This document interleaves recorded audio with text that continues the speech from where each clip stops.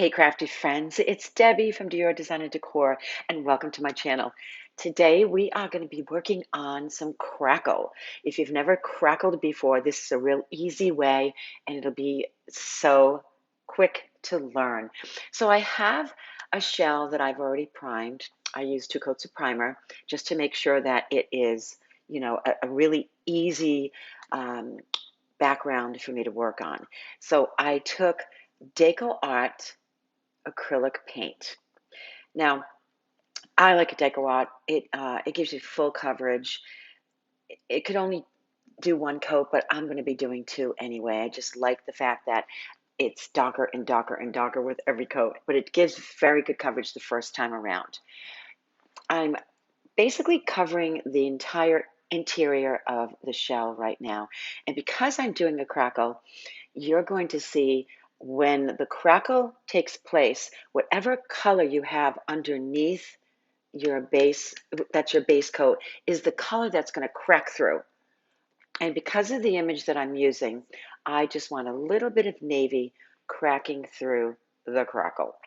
So, I mean, I could go all the way to the edge if I wanted, but I have a plan for the edge later, so I'm leaving it white. So just get as close as you can and leave a little bit of edge around. Like I said, this is what I do. You do you. If you want to do it differently, you go right ahead. But I'm going to give you the basic tips and tricks to doing this. While you have a minute, why don't you subscribe to my channel? I have lots of tutorials that I post. They're short, they're quick, hopefully they're entertaining, but also I give you the tips and tricks all the way through. Now, after you give it a nice coat, make sure you give it a good dry. You can let things dry naturally. If you do that, then you just have to wait. You just have to go do another project while you wait for it to dry. But I'm in a hurry because I want to show you all of the tips that I have for the crackle. Here's tip number 1. You want to make sure to give it a good coat, the first one. And then the second coat goes on so much easier, and you don't even need much paint. Look how fast that was.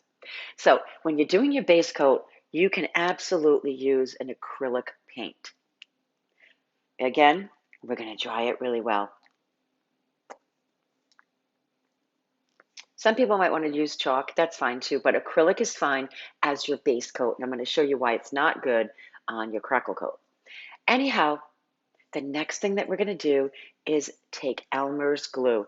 Now, I buy Elmer's glue in big containers and I pour it into the smaller containers because I do a lot of classes. I work with children as well as adults, and it's so much easier for the kids to work with the squirt bottles as long as they don't start squirting me or themselves. Anyhow, take the Elmer's and just blend it all along the entire surface where you added the base coat.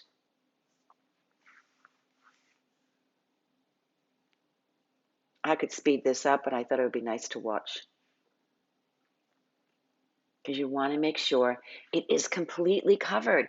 If you don't cover it completely, it's not going to crackle. Now, notice I didn't put a really thin coat, but I also didn't do a very thick coat. I did sort of a mediocre coat. I want just a nice amount of crackle.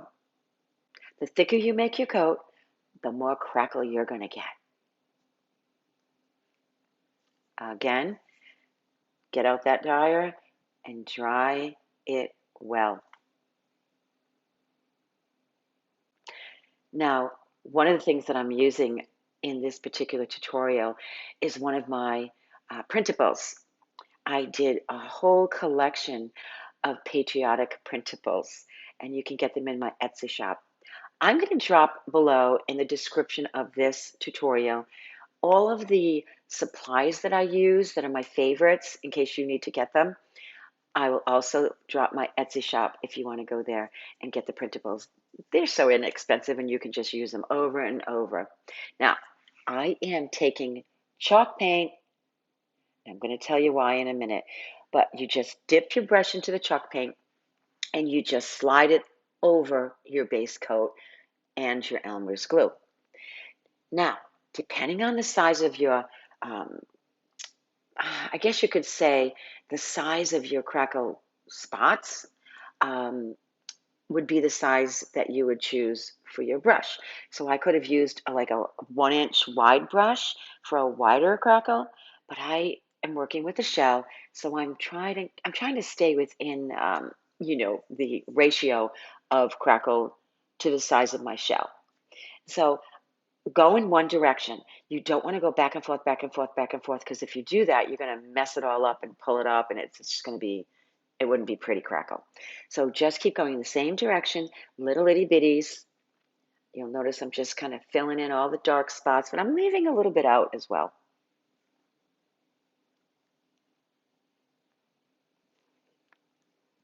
Now, this is the time that you're going to want to add the heat. Turn up the heat. Get that hair dryer.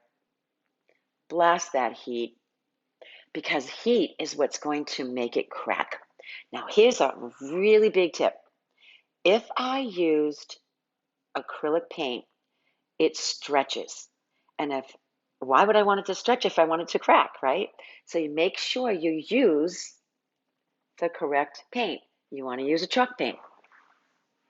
Chalk paint's not going to stretch, so it's going to open up cracks as it dries. I will be showing you, look at that crackle. I want a little more crackle, so I'm adding a little more heat. You have to be patient. Take your time. I'm not speeding this up on purpose. I want you to learn patience, because patience will give you more cracks. Look at those cracks. There. Love it, love it.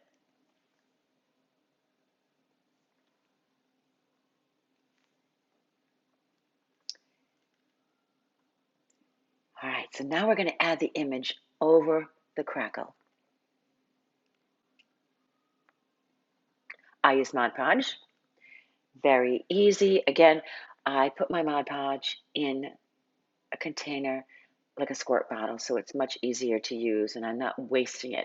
And I don't like dipping my brush into a real bottle, like a full bottle, because I feel like we are adding, like, I don't know, there'll be bacteria growing in that after a while. You don't want to keep dipping your brush into a real bottle. You want to use a squirt bottle. It's so much better, and it just extends the life of your products. All right, so make sure you saw that I covered that entire shell. You want to make sure that it is covered completely, even if the image is only small. I just want all of the background to match. So now I'm putting my image down. And by the way, I printed this on a regular sheet of paper with an inkjet printer. I use an Epson for a reason, and I'll explain that in the description below. I don't have time for that today, but there is a different kind of ink with an Epson, so it doesn't smear, okay? It doesn't run. The colors don't just get all mushy. So I'm using a regular piece of paper, so I am pressing it down with my fingers just to make sure there are no wrinkles, no dents, making sure it's sticking all the way in to the shell. Because if you don't stick it all the way down, you're going to get a bubble, because as it dries and it's not attached, you're going to get a bubble, and bubbles aren't good. So put a little more Mod Podge over the top and just make sure you catch all the edges. Notice I work from the inside out. I don't want to pull like his little wings off. I want to make sure his wings are spread. And here we come with the dryer again.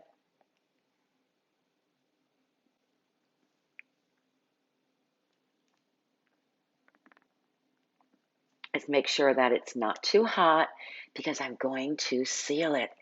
One of my favorite sealers is the DuraClear Gloss. It's a DecoArt product. I'll drop that in the link below as well. It doesn't yellow like Triple Thick. That's the difference.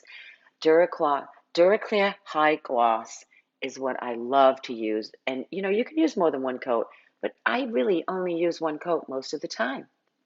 I'm going to cover the entire shell. So I'm sealing all the paint, and I'm making sure that my image is sealed as well.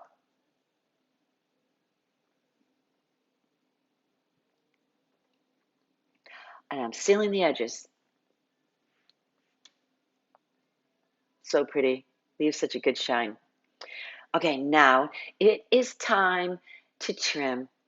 I love my Let's resin markers. They're a chrome marker. I trim a lot of things with it. And, you have to get it started to make sure the paint, you shake it up really good and then you press it down so that the paint comes to the edge of the marker. But there's 3 different colors, and I tell you what, I trim everything. I trim canvases with it, not just shells. So use it, keep it in your tool supply list, because I'll tell you what, you're going to use it a lot. And I do have other videos that show you how to apply it so it goes straight. Now I'm adding sparkle. What else, right? I love the bougie sparkle, and especially for the patriotism. I want sparkle. I want it to look like fireworks. So I'm adding some more Elmer's glue. I'm, you know, dousing it with glitter and then dumping it off. There you go. Now I use the red as a base, and then I'm taking it off where I don't want it, obviously, to stick. It's so pretty. I dried it up a little bit because, it's almost glue. It's wet. So I wanted to dry it just a little bit. Now you can keep adding it more and more, to make sure you get the color that you want. But I thought, you know what? I think I'm going to add a little bit of gold. And so there'll be red and there'll be gold, and it gives it a little bit more dimension. And of course, I love gold anyway. So we added the gold to the red, but we left it so that the red still popped through. And there's a little red in the image too, so I think it all works really well together. I hope you enjoyed this video, and I hope you'll come back for more. Make sure that you subscribe, check my description, leave a like, comment, ask questions. I'm always here to answer. Thank you so much for being with me today. I hope you love my images. I'm constantly creating new and different images, Americana, states, you name it, we got it. All right. Oh, and don't forget to put your sparkle away and use it on the next project. And here it is done. Notice that I always finish the backs of my shells. I'm going to drop down in the description exactly what it was that I used on the back of my shell to make it sparkle. Thank you again. It's Debbie signing off on the Americana.